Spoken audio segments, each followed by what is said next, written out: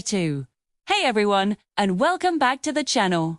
Today, we're diving into one of the most fascinating and, let's be honest, most misunderstood books in the entire Bible, the Book of Revelation. When you hear the word revelation, what comes to mind? For many, it's images of beasts, plagues, and a super complicated timeline of the end of the world. Can feel intimidating, like a puzzle with half the pieces missing. Many people either get obsessed with decoding every single symbol, or they avoid it altogether because it just seems too strange and scary. But what if I told you that Revelation was primarily written to be a secret code book for predicting the future? What if its main purpose was something entirely different? Something much more personal and encouraging for its original audience and for us today. Let's explore that together. To really get Revelation, we have to travel back in time to the 1st century. Imagine being a Christian back then, living under the mighty Roman Empire. It wasn't an easy time. Christians were often a misunderstood minority group. They faced social pressure, economic hardship, and in some places, intense persecution for refusing to worship the Roman emperor as a god. They were asking some tough questions. Has God forgotten us? Is evil going to win? Where is Jesus in all of this suffering? It's into this world of fear and uncertainty that John writes his vision, his apocalypse. The word apocalypse itself doesn't mean end of the world. It's a Greek word, apocalypsis, which means an unveiling or a revelation. John is pulling back the curtain to show his readers what is really going on from a divine perspective. The book is filled with a style of writing called apocalyptic literature. This was a popular genre in ancient Jewish and Christian writings.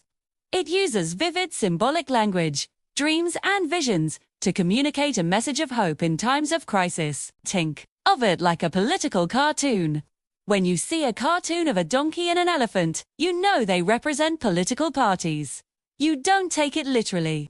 Similarly, John uses symbols that his 1st century audience would have instantly understood. The wild beasts often represent corrupt and oppressive earthly empires, like Rome, v. number 666, which freaks a lot of people out.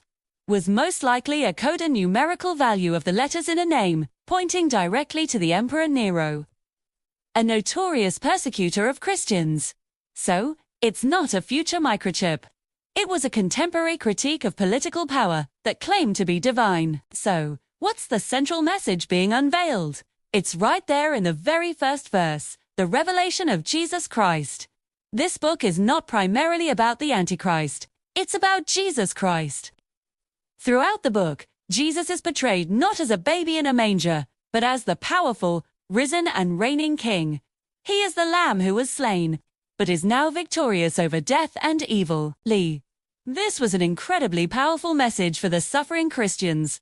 John was telling them, look, Caesar might look like he's in charge on earth, but Jesus is the true King of the universe. Your suffering is not the end of the story.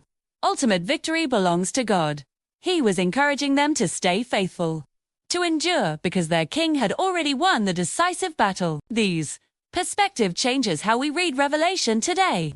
Instead of getting bogged down trying to match every symbol to a modern-day headline, we can read it for its timeless encouragement. It reminds us that no matter how chaotic the world seems, God is still on the throne. It challenges us to examine our own lives. Where do we place our ultimate allegiance? In the temporary powers of this world, or in the eternal kingdom of God?